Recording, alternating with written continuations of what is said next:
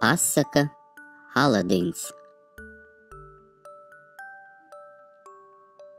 Pirms daudziem gadiem kādā austrumu pilsētā dzīvoja vienkāršs skroderis kopā ar savu jauko sievu un dēlu Aladinu.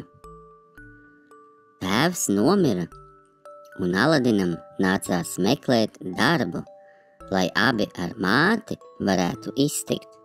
Kādu dienu zēnu uzrunāja burvis, kas bija ieradies no Āfrikas.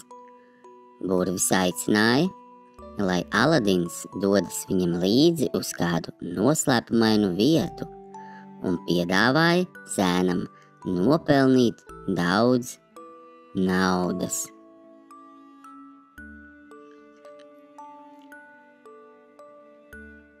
Vīrs izveda Aladinu ārā no pilsētas uz kādu nomaļu vietu netālu no kalniem un sāka skaitīt dīvainus burvju vārdus.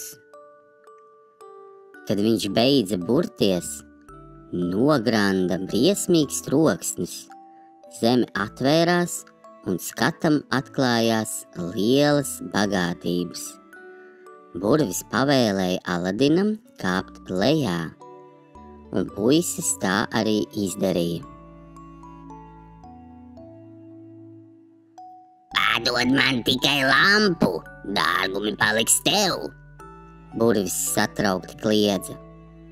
Aladins bija tik pārsteigts par dārgumiem, ko ieraudzīja, ka vairs neklausījās vecā vīra vārdos.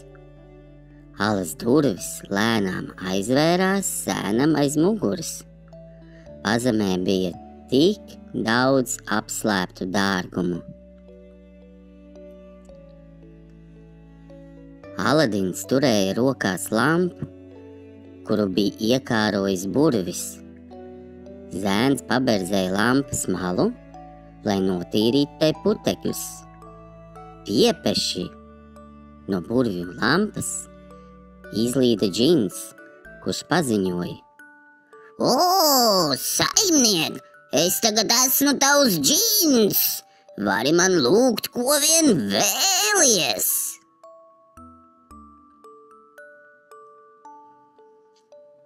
Aladins teica, ka gribētu kļūt par princi, un viņa vēlēšanās piepildījās. Tērpies greznās drānās, Aladins devās lūgt princeses roku, un viņi apprecējās. Burvis bija ļoti pārskaities. Kādu rītu viņš aizgāja uz Aladina pili un pierunāja kalponi, lai tā atnes viņam burvju lampu. Burvis to paberzēja un izsauca džinu. Tagad burvis ieguva visas Aladina bagātības un arī viņa pili. Tomēr Aladins bija saglabājis burvju gredzenu, kuru arī atrada alā.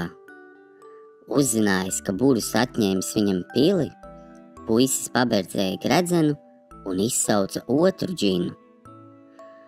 Atnes atpakaļ manas bagātības, manu pili un arī pašu burvi!